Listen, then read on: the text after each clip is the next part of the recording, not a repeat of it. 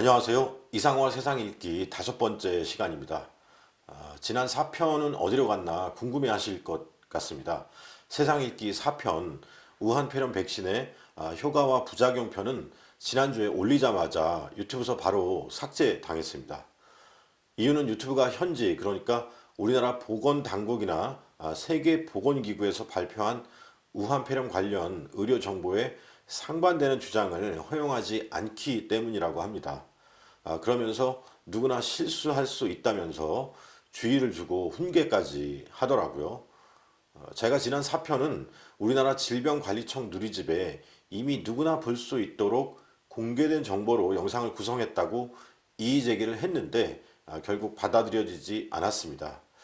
그래서 부득이 세상 읽기 4편은 제 페이스북 계정에 올렸습니다. 이 영상 댓글에 바로가기 연결 주소를 올려놓을 테니까요. 궁금하신 분들은 페이스북에서 많은 시청 바랍니다. 친구 신청도 해주시고요.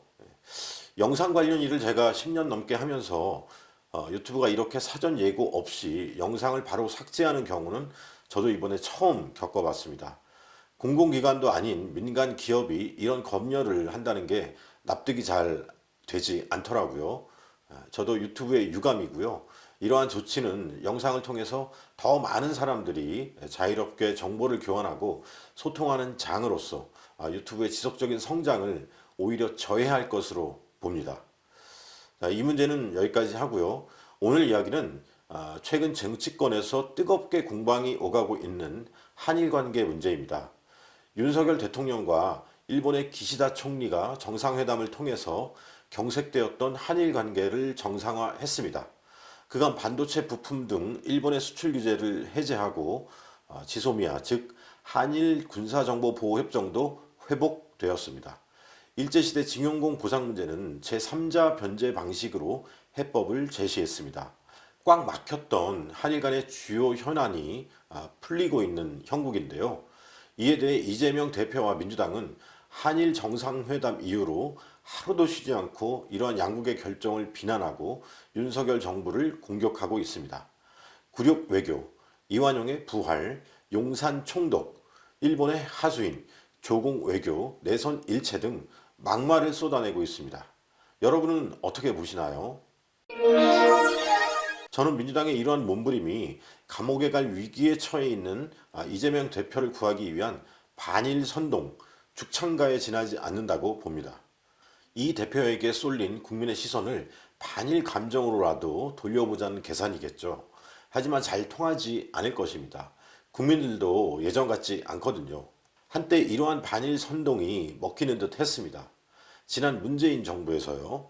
2018년 우리나라 대법원이 징용공 보상을 일본 기업이 따로 하라는 판결을 했습니다. 이어 일본이 우리나라에 대한 수출 규제를 시작했고요. 여기에 문재인은 다시는 지지 않겠다 라면서 한일 군사정보보호협정을 종료시켰습니다. 뭘 일본에게 지지 않겠다는 건지도 잘 모르겠습니다만 이번에 야구 월드 베이스볼 클래식에서는 일본에게 졌죠. 게다가 동해상에서 비행하던 일본의 초계기 정찰 비행기를 우리나라 해군이 격추하려고 레이더를 쏘는 일까지 벌어졌습니다. 일본군의 비행기를 조준 사격 직전까지 갔던 사건입니다. 이 즈음에 노 재팬, 일본 불매 운동까지 벌어졌고 조국 전 법무부 장관 등은 죽창가를 부르자며 기름을 부었습니다. 한일 관계가 나락으로 떨어진 시기였죠. 이런 상황을 이번에 윤석열 정부가 한일 정상회담으로 거의 회복한 것입니다. 당시 반일 불매 운동의 여파로 아이들이 좋아하는 만화영화 도라에몽 개봉이 미뤄지기까지 했습니다. 최근 개봉한 슬램덩크가 400만 관객을 넘어서 흥행하는 걸 보면 국민들의 인식도 크게 달라진 것 같습니다. 당시 반일 불매운동 선동은 가당치도 않은 위선이었습니다. 일본 제품은 먹지도 사지도 팔지도 가지도 말자라고 했었는데 실천할 수도 없을 뿐더러 성과도 없었습니다. 만만한 유니클로 옷조가리만 가지고 물고 늘어졌죠. 고도의 기술력이 요구되는 기술과 부품, 완제품은 우리나라뿐만 아니라 전 세계가 일제를 사용하고 있습니다. 휴대전화나 반도체, 자동차, 정밀기계 등의 부품은 말할 것도 없고 지금 제가 영상을 찍고 있는 캠코더도 일본의 소니 제품입니다. 산지 10년이 다 돼가지만 아직 한 번도 망가진 적이 없습니다. 방송국에 한번 가보세요. 우리나라 방송국에서 사용하는 영상 장비의 대부분이 소니나 파나소닉 같은 일제입니다. 여자친구 예쁘게 찍어주기 위해서 하나씩 가지고 다니는 디지털 카메라도 캐논, 니콘 등 다 일본 제품입니다. 이러한 디지털 카메라의 시장 점유율은 세계에서 일본이 95%에 달합니다. 이런데 어떻게 반일 불매가 가능합니까? 병원에 가봐도 마찬가지입니다. 내시경의 대부분이 다 올림푸스와 같은 일제입니다. 우리나라 병원의 90%가 일제 내시경을 사용하고 있습니다. 과학 수업 시간이나 자연과학 연구할 때 필요한 현미경도 마찬가지고요. 만약 반일 불매 운동을 해야 한다면 건강검진 받으러 병원에 가서 위 내시경 검사 받기 직전에 선생님, 저는 일제 내시경으로 검사 받을 수 없습니다. 라고 할 건가요? 또 위암이나 대장암 수술을 받기 위해서 수술실 들어가기 전에 저는 일제 복강경으로 수술받지 않겠습니다. 라고 하나요?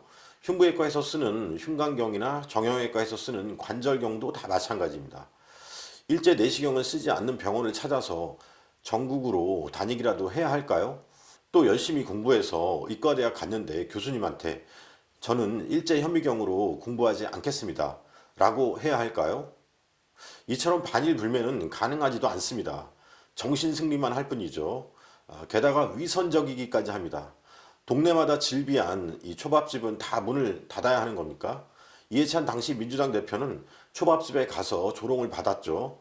또 죽창을 들자던 조국 전 법무부 장관은 결재할 때 일제 볼펜을 써서 문매를 맞기도 했습니다.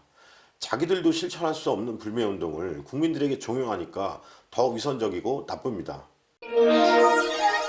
그럼 이러한 반일 선동은 어디서 나오는 걸까요? 바로 종북 노선과 맞닿아 있습니다. 조선민주주의인민공화국의 주체 사상을 추종하는 자들이 반일 선동에 가장 앞장섭니다. 주체 사상은 마르크스와 레닌의 공산주의에다 민족주의를 결합한 것입니다. 사이비 공산주의라고 할 수 있죠. 저도 한때 조금 공부해 볼 기회가 있었는데 주체 사상의 핵심이자 결론은 민족이 모든 가치에 우선한다라는 것입니다. 민족주의가 자유나 민주주의, 평등, 박애와 같은 현대 민주주의 국가의 보편적 시민 가치보다 우선한다는 의미입니다. 김일성 주체 사상에 기반한 종북 세계관은 이미 망한 조선이라는 나라를 잇는 민족적 정통성이 북쪽에 있다고 주장합니다. 조선을 계승한 나라는 북한이라는 것이죠. 그래서 남한을 북한식으로 무력혁명을 통해서라도 해방시켜야 한다고 생각합니다. 6.25 전쟁도 그런 맥락에서 일으킨 것이고 인민해방전쟁이라고 생각합니다. 이 해방전쟁은 아직 미완성이며 남한은 미국의 반식민지라고 보고 있습니다. 불쌍한 남한 인민을 빨리 해방시켜 주어야 한다는 것이죠. 따라서 아직도 남한에 주둔하고 있는 미군은 점령군이 되는 것이고요. 이재명 민주당 대표도 그렇게 말한 적이 있습니다. 반일뿐만 아니라 반미 선동도 이 가치관에 뿌리를 두고 있다는 걸 알 수 있습니다. 한때 코카콜라는 미국의 똥물이라고 하면서 마시지도 말라고 한 적이 있습니다. 요즘은 이러한 혁명 정신이 좀 떨어져서 그런지 미국의 아이폰 들고 나이키 운동화 신고서 반미 투쟁에 나서더라고요. 아이들도 다 미국에 유학을 보냅니다.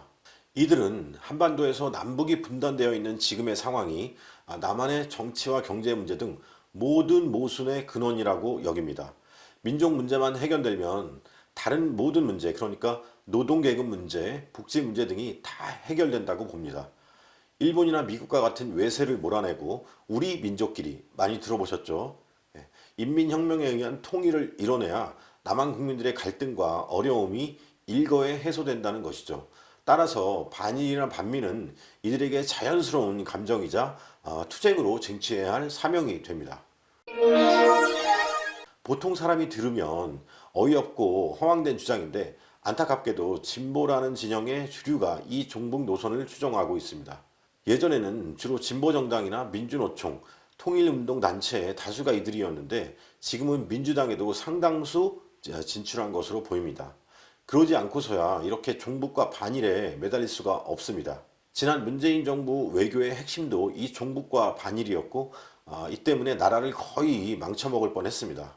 지금의 진보정당의 몰락도 바로 이 종북 논란에서 비롯되었습니다.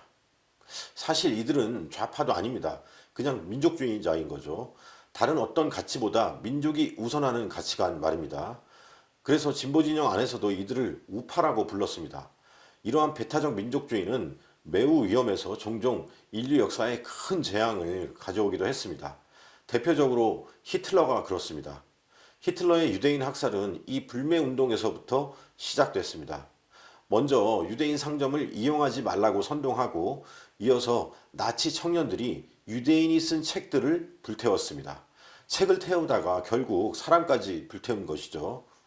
히틀러와 나치의 인종청소는 이 민족주의에 기반을 두고 있습니다. 다윈의 진화론을 거쳐서 우생학, 즉 우수한 인종만 번식해야 좋은 혈통이 유지된다는 개념이죠. 당시 독일 우생학자들은 열등한 유대인들이 우수한 게르만족에 섞여서 있어서는 안 된다. 유대인은 가장 큰 위협이라고 주장했습니다. 이런 이론을 근거로 반유대인 게르만 민족주의를 부추기고 선동했습니다. 그 결과는 다들 아실 겁니다.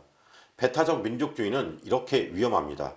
다시는 반일 불매운동 같은 어리석은 선동에 휘둘리지 않아야 하는 이유이기도 합니다. 저는 종북 반일을 하느니 차라리 친일을 하겠습니다. 영상이 좀 길어져서 한일관계 문제를 다루는 세상 읽기 5편은 1부와 2부로 나눠서 올리겠습니다. 이어지는 2부도 기대해 주십시오. 고맙습니다.